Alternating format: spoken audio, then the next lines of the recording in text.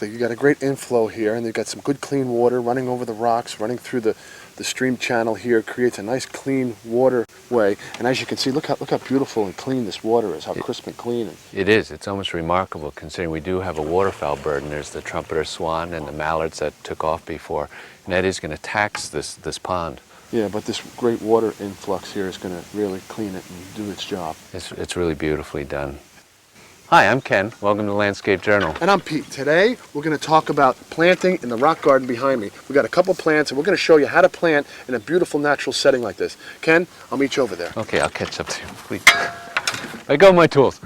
Although this is an ornamental pond setting with a more enhanced design aesthetic, it's still consistent with the local ecosystem. Native indigenous plants are used, there's no fertilizers, no pesticides, and water usage is kept to a minimum. That's really important when you're trying to improve biodiversity and when you're planting near a pond area like this. So Pete's almost there. I better catch up to him so we can see about planting. We've decided on the winterberry holly in this particular location because of its berry. It's a deciduous plant, so it's going to lose its leaves, and it'll be a nice focal point from the house on the other side of the pond to this location right here. Now, can you tell me why you chose this selection in the moss, this location in the moss for this plant? Well, what the moss tells us, Ken, is that it's a very acid soil. In other words, the leaves, as they decompose, add body to the soil, and they acidify the soil. So basically, the vegetation around here is telling you that this is the right plant for this particular location. Very good. Here, let's break ground. All right, cool. All right, Ken, what we want to do now is we want to try to find a vein in the soil where this plant is going to thrive. Because, as you know, we have a lot of rock in the soil right here. Now, what we've got right here, Ken, let's flip the soil a little bit.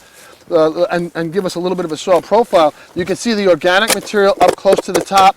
We've got some sand, we've got some loam, we've got some clay. So we've got a good mix of soil right here in this particular location.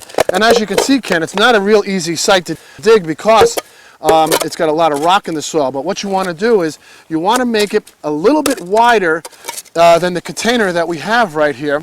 Right. And a little bit deeper, or not, a little bit deeper than it is now, but not too deep, okay? One of the common mistakes that people make when planting a plant like this in the ground is they plant it too deep. You want to keep it raised up out of the ground a little bit.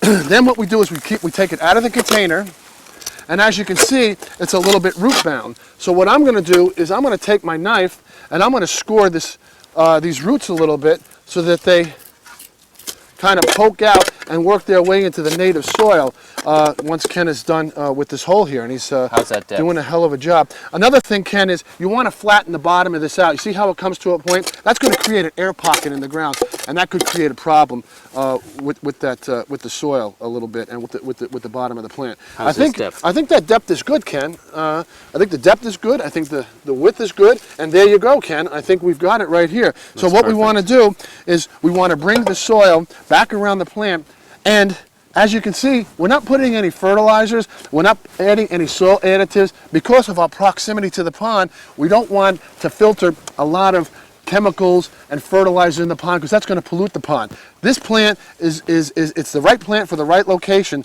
So all we're doing right now is we're putting the native soil back into it, and it'll find its nutrients in the ground as everything decomposes.